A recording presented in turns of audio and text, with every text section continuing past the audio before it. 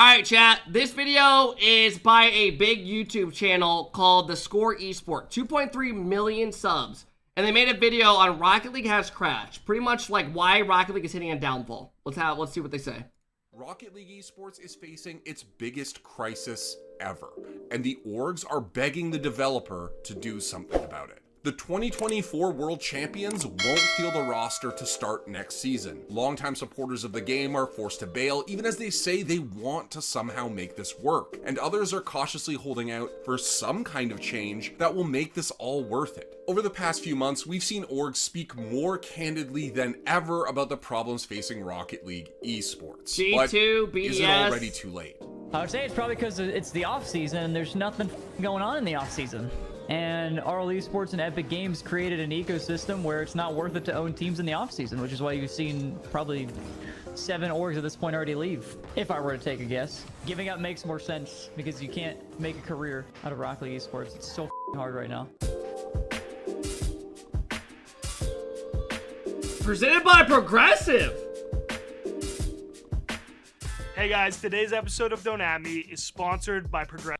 Visit And harness this already left. So where do we start talking about this whole thing? Let's quickly look back to 2016 when Rocket League was well positioned to harness this rising tide of venture capital that was rushing Rocket League into was so esports good. as a whole. There were lots of upsides to the game for investors. The basic formula of car soccer made instinctive sense to a wide audience. That same formula didn't involve realistic violence, suggestive content, or difficult themes like terrorism, and rosters were small at 3 players. The players and audience for the game also seemed to skew younger, Season making the 1 World fan Championship demographic potentially even more interesting to advertisers than some competitors. But as VC money flocked to the game, we got the same result in Rocket League that we got everywhere else. Player salaries went up quickly. As explained by commentator and Chat, remember, salaries now in 2024 have been cut to about 1/3 of what they are now. What up, Adriano? How's it going? Bush, thank you for the 4-month sub. content creator Lawler a few weeks ago, an initial bidding war between Cloud9 and the newly funded NRG for the Kings of Urban roster in late 2016 helped to kick off a salary arms race. And ever since that moment, there is a certain entitlement or a certain justification that players think because their buddies are making that What kind up, of money Blotchy? that they also need to make that money. And that just kept stacking up. And then organizations come in and go, hey, these kids are asking for 12, 15 a month and they're the best and they've got the biggest notoriety. We're going to do it. They come in, they can't sustain it, and then they back out. And the market stays inflated. And the ones suffering are the ones that have been... Chat, to give you guys context, like when I was on XSET, I'll tell you, I've told you guys how much I was getting paid. We should have only probably been getting around...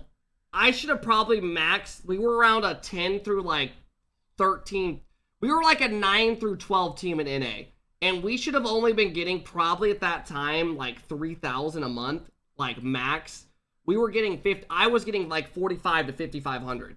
And my teammates were getting less because they didn't have a brand. But like even back then, a team like us should have never been getting the money we were getting. It's just the way it was. People were getting way more money.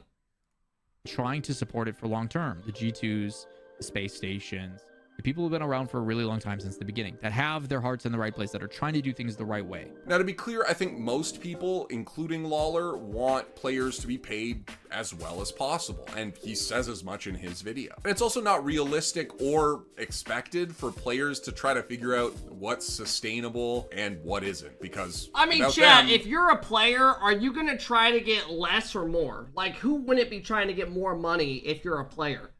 You know? It's just so every player was like, ooh, let's just keep juicing it and juicing it and juicing it.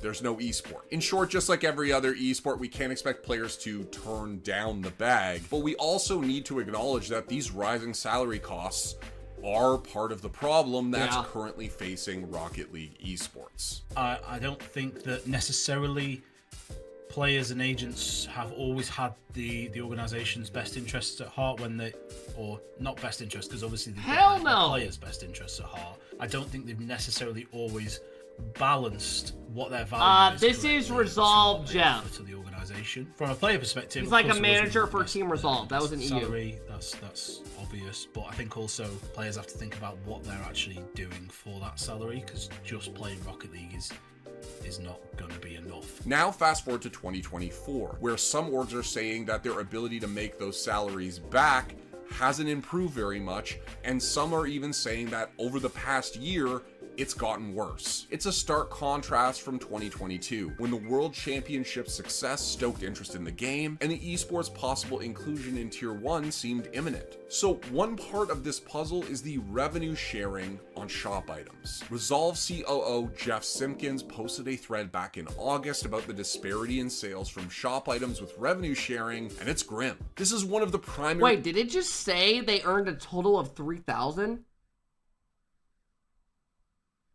They sold 5,600 items. From that, they earned just over 3,000.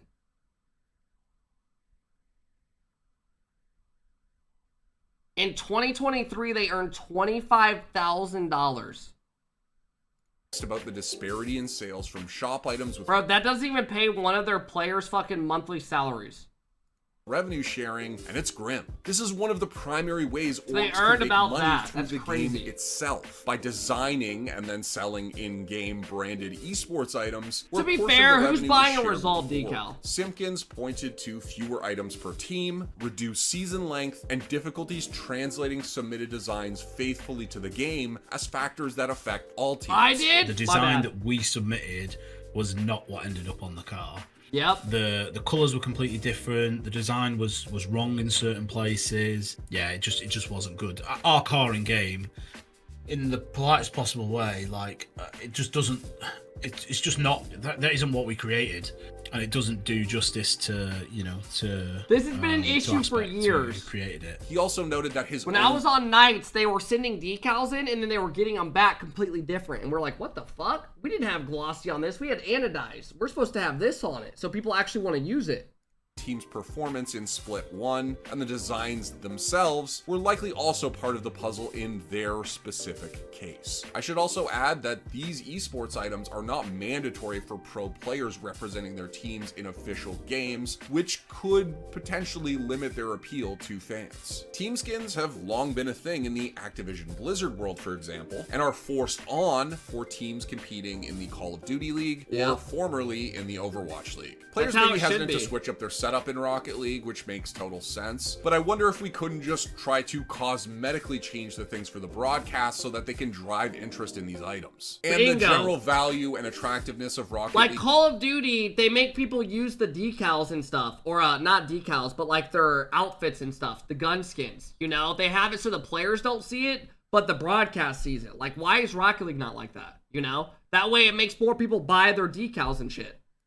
League items was also impacted when in late 2023 the ability to trade them was completely removed from the game, but it's also way deeper than that. Simpkins posted that nearly half of his team's RLCS expenditure was on, you guessed it, salaries. That brings us to the next point. Some orgs are starting to speak publicly about the fact that making the numbers work in Tier 1 Rocket League is difficult, if not impossible. The last couple of seasons, decisions have been made that progressively have made it much harder for esports orgs in Rocket League, in Rocket League esports.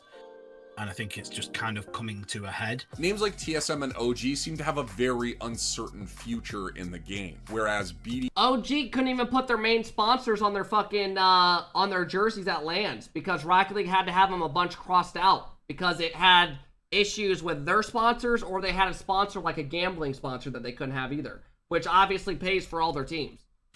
BS and G2 are struggling, but seem to want to continue to support Rocket League esports. So who has already left? Well, just recently it's starting to look like more of a bloodbath. On October 2nd, OG announced that they would depart Rocket League. This was NA's 4th ranked team heading into the World Championship, and sure, it's not like they won it all, but any functional league needs to help teams at all ranks survive. A few days after that, Achilles XF, a Shift, reported that BDS, the team that won the World Championship this year, would not field a team to start the 2025 season, although they hope to be back soon. BDS responded less than a week later, with confirmation that they had to review their position and investment in Rocket League esports. The same day, Alex Gonzalez of Luminosity Gaming, which left Rocket League esports back in June, chimed in. He noted that the troubles now facing the scene require more than just revenue sharing tweaks, and were far more baked into the system. And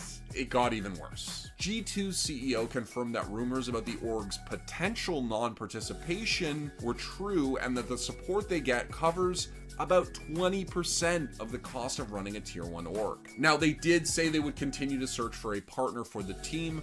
More on that in a moment.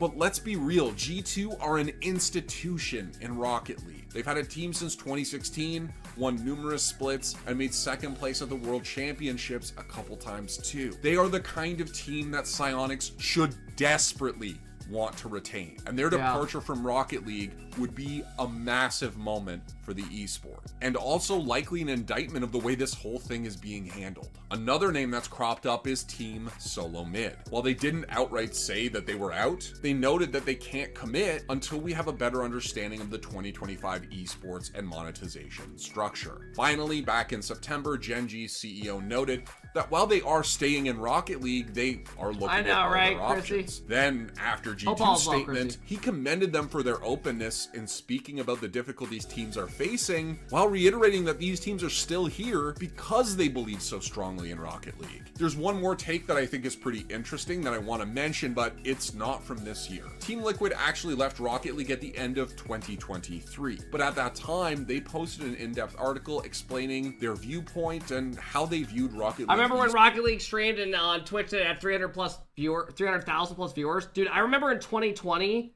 NRG would play against anybody, even in like Swiss on a Saturday, not even a Sunday, and it would have like 200,000 plus viewers.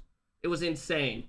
Hey, Jar, thanks for the big 11, bro. I appreciate it, Jar. Thank you. Sports as an overall structure. Let's be clear first, this isn't an angry org that's cruelly sniping at a scene that they've left behind. Their post says that they want to return, and if you actually read the whole thing and look at all the work they put into it, I really do believe them. They first concede that they might have stayed if they could have signed a stronger roster, but then argue that this dynamic is part of the problem. The esport, to their telling, is win or bust, and there isn't enough sponsorship revenue to let an org hang around and try to build something. On top of that, further changes to the competitive format this year, changes which Liquid obviously wasn't around to experience, may have also impacted org stability. So what can we do? What solutions are available to us if, as has already been mentioned, a slight tweak? Yeah, you guys remember they went to the open double elim bracket and the pro teams kept playing against each other if somebody got upset, like in best of threes? And then you had orgs like Shopify missing an open qual. To revenue sharing will not be enough to reverse this thing. But like I do feel bad for the orgs. I feel bad for the orgs because it makes me feel bad for the like players. Because if the orgs don't want to be in, then the players just get f***ed. Because if the orgs don't want to be here, the players won't get paid. And then the players can't sustain this, and then the players can't play. Well, they could try to expand the ways that orgs make money. Recall that back in 2019, Epic Games bought Psyonix. Fortnite uses creator codes, they were eventually added to Rocket League, but there's currently no option to use them to support orgs themselves. They could also try to provide more baseline support from the developer to all the orgs. After all, as we just mentioned, Epic Games owns Psyonix. Again though, amounts here are key, and everything we've seen from orgs speaking out publicly about these things seems to suggest that, you know, ticking it up a couple of percentage points isn't going to instantly solve this problem. All the orgs that I've spoken to, even if they've got a team this season, some organizations that I've spoken to have basically said they're either not coming back for this season or this might be their last season. So even some of the teams that have got some of the orgs that have got teams now are saying that. I mean, what happens when K Corp leaves? What happens when all these orgs leave? Honest to God. Like, the game's just done.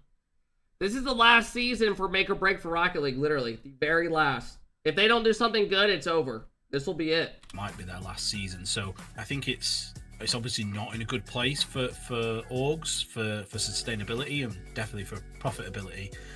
You know, unless something changes, that's not going to get any better for teams, and in turn it will get worse for players as well, because there's going to be a lot less orgs this coming season, I would suggest, and you know, players just aren't going to be able to make a living off Rocket League as it stands. Unfortunately, it seems as though next season will restrict rather than expand the ways orgs can make money. Many teams have big sponsors who want their name on the team's esports decal, but according to reporting from Achilles, that won't be allowed in 2025. This will make attracting those sponsors even harder, which is a direct hit to orgs. And maybe there need to be some structural... Yeah, so for those that don't understand what he just said, you probably all did, but pretty much what's happening is there's a rumor, and a lot of orgs are speaking out about it, that they're not allowing you to put your own sponsor on your decal anymore. So now these orgs are like, what the hell? Why would these sponsors even pay us to help pay for you guys?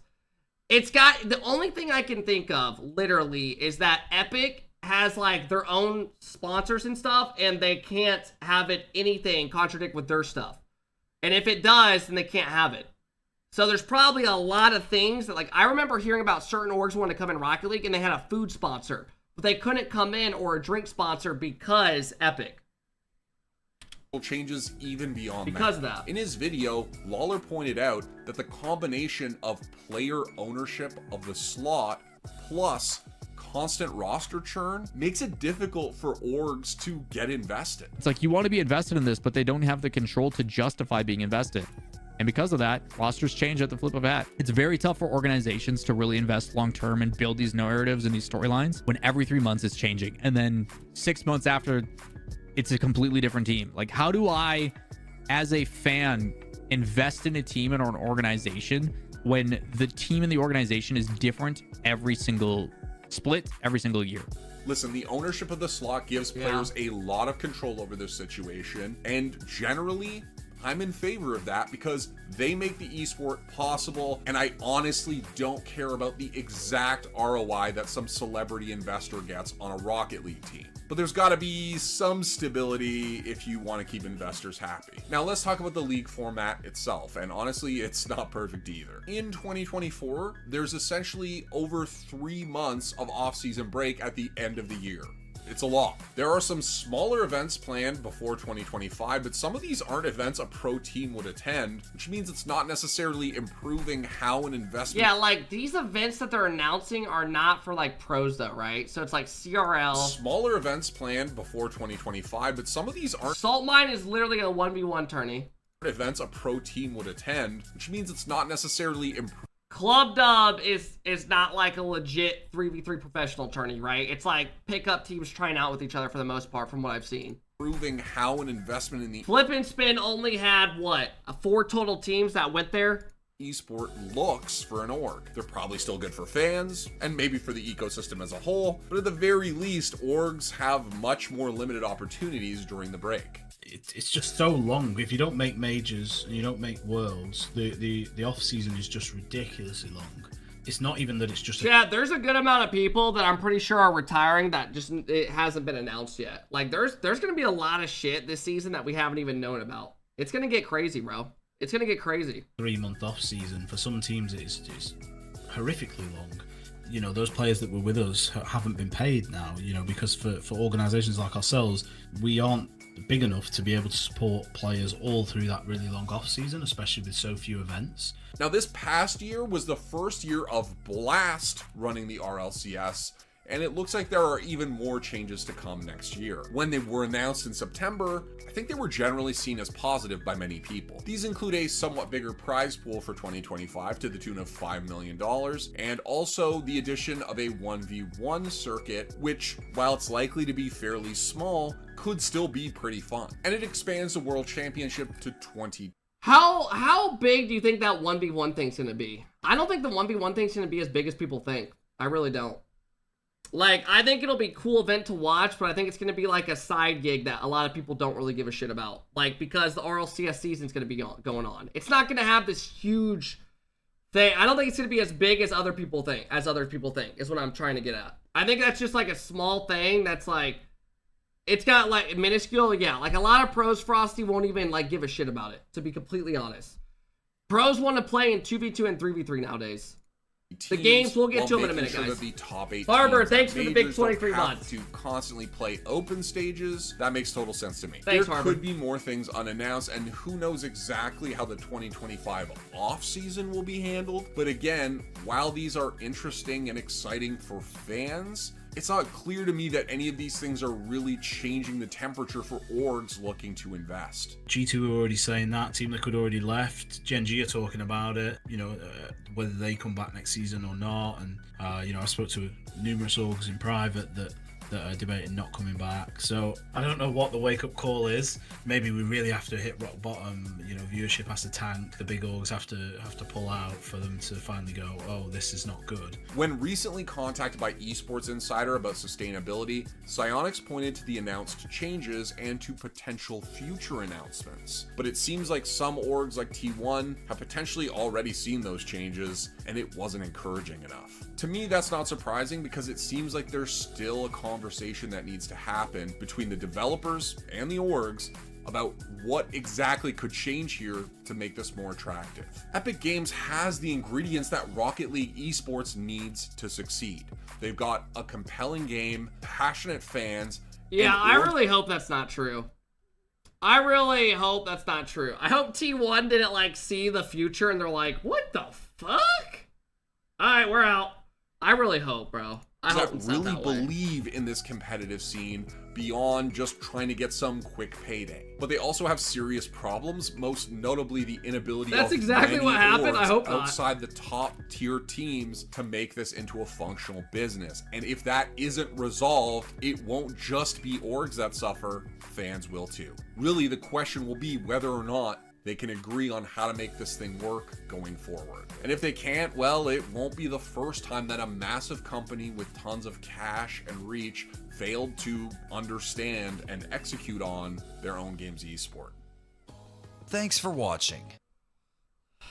Yeah, let us know below what your guys' thoughts are on the state of Rocket League.